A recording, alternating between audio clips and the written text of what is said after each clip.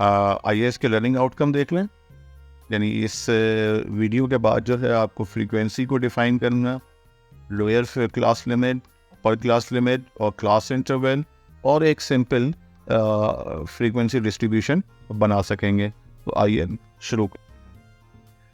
देखिए एक डेटा दिया हुआ है, इसको फिर से पहले हम फ्रीक्वेंसी को समझते हैं। तो ये एक इन्फॉर्मेशन दी हुई है और इस वेरिएशन को अगर आप गौर से देखें तो आपको इसमें पता चलेगा कि 9 जो है वो 6 मरतबा आया है। यानी नंबर 9 जो है इस डेटा शीट में 6 टाइम्स जो है वो आया है। तो यही हमारी फ्रीक्वेंसी है। यानी फ्रीक्वेंसी हमें बताती है कि कोई भी चीज़ जो है वो कितनी मरतबा हो रही है, यानी हाउ ऑफन समथिंग हैपन। ये एक इम्पॉर्टेंट पॉइंट है फ्रीक्वेंसी के लिए कि हाउ ऑफन समथिंग हैपन, यानी कितनी मरतबा हो रही है। जैसे अगर फर्ज करें कि ये एक टेस्ट का स्कोर है 10 में से हासिल करने वाला है, तो 9 जो है स्कोर जो है वो 6 मरतबा स्कोर किया गया। इसी तरह से frequency of an observation tell you the number of time the observation occur in the data, यानी कितनी मरतबा वो नंबर आया है। आगे बढ़ते हैं हम फ्रीक्वेंसी डिस्ट्रीब्यूशन को देखते हैं। देखें ये हम इस एग्जाम्पल की मदद से सारे वो कॉन्सेप्ट समझेंगे जो फ्रीक्वेंसी डिस्ट्रीब्यूशन रिलेट करते हैं। जैसे क्लास इंटरवल है, the age group of data is known as the class interval, यानी कि ये जो ग्रुप ऑफ डेटा है, देखें ये एक इंटरवल है यानी कि 41 से 45, ये दूसरा क्लास इंटरवल है, इस तरह तीसरा क्लास इंटरवल है।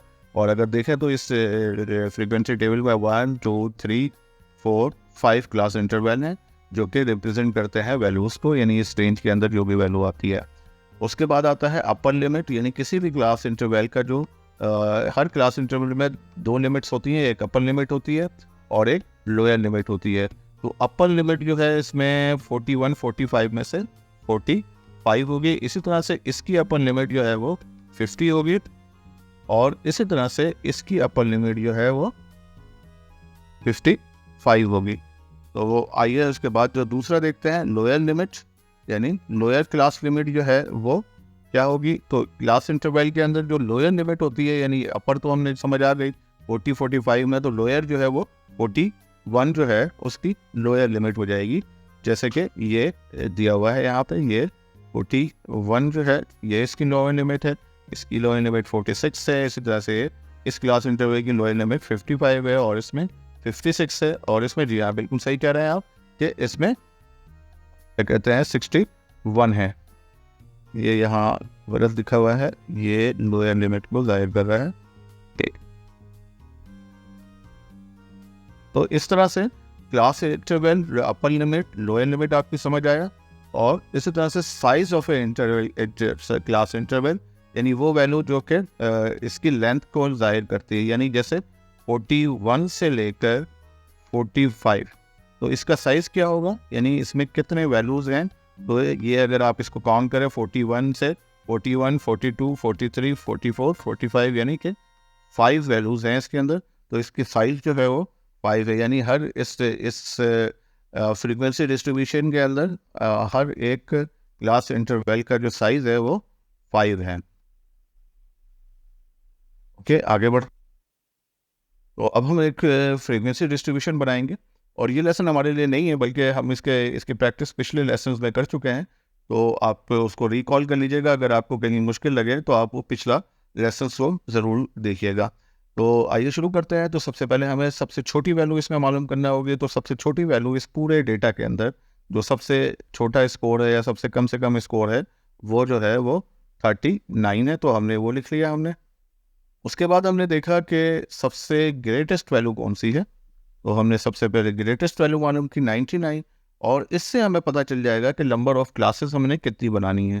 तो हमने देखें 7 क्लासेस बनानी है और हर क्लास कितनी होगी। तो उसके लिए हम जो है सबसे बड़ी वैल्यू में से सबसे छोटी वैल्यू यानी लोएस्ट वैल्यू को हम माइनस करेंगे और नंबर ऑफ़ क्लास इंटरवल जितनी हम बनाना चाहते हैं वो हम लिखेंगे। तो देखिए सबसे बड़ी वैल्यू हमारे पास 19 थी, सबसे लोएस्ट या स्मॉलेस्ट वैल्यूज़ जो है हमारे पास 31 थी। तो हमने ये उतारा और उसके बाद जब हमने इसको कैलकुलेट किया तो हमारे पास 9.7 आया। यानी कि ये हमारे पास आ गया साइज़ ऑफ द क्लास।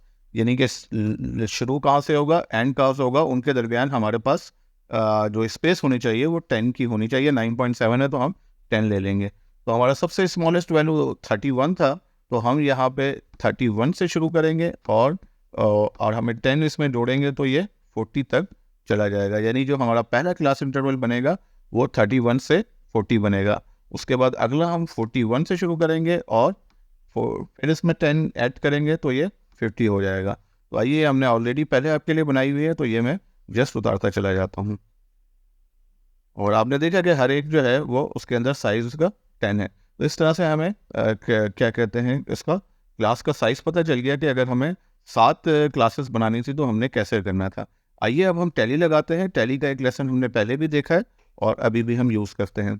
हम क्या करेंगे, एक एक नंबर को काटते चले जाएंगे और वो नंबर जहाँ पे आकर हो रहा होगा वो लिखेंगे। जैसे 77 है, अब 77 जो है क्लास इंटरवल में आया, वहाँ हमने देखें एक टैली लगाया। इसी तरह से 81 के लिए एक टैली लगाया, 81 से 90 के दरमियान। फिर हमने 74 को क्रॉस किया और फिर एक टैली लगाया। इसी तरह से हम वहाँ क्रॉस करते जाएंगे और वो वैल्यू जिस रेंज के अंदर आ रही होगी या जिस क्लास इंटरवल के अंदर आ रही होगी वहाँ हम एक टैली लगाते चले जाएंगे।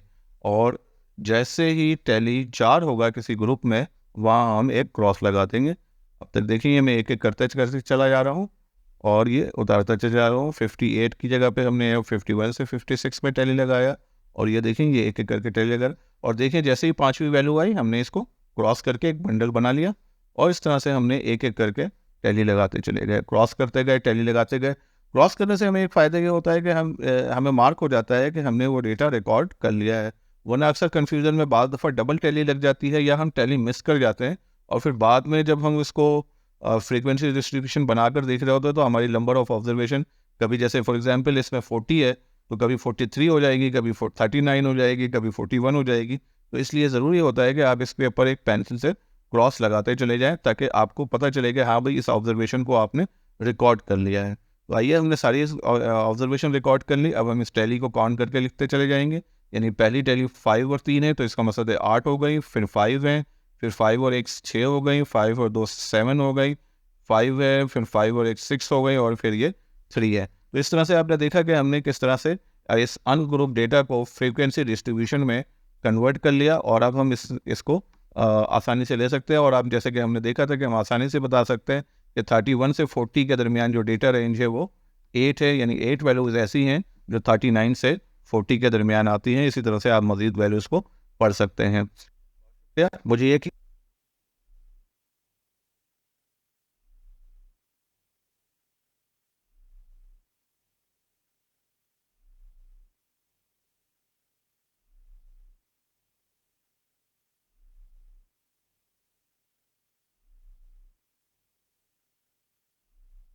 जी कि आपको हमारा लेसन पसंद आया होगा। अगर आपको हमारा लेसन पसंद आया तो प्लीज़ हमारे चैनल को लाइक करें, सब्सक्राइब करें, बेल आइकन का बटन दबाएं ताकि आपको टाइमली हमारे वीडियोस मिलते रहें। बहुत शुक्रिया।